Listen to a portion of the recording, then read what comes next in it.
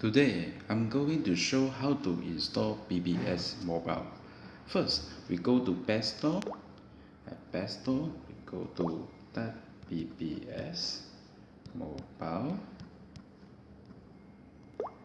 So we choose a BBS Mobile and check Install and Accept.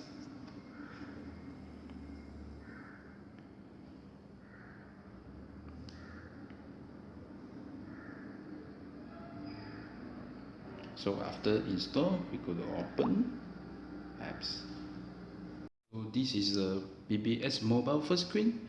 So we go to Enter Login ID. The login ID is test and password test 1 2 3. Okay, we go to check login. So this is a second screen for the user login. So we go to the key in ID as an admin and password admin 1 2 3. So we're gonna check login.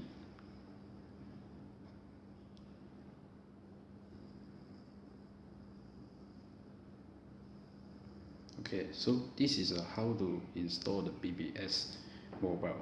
Thank you for watching.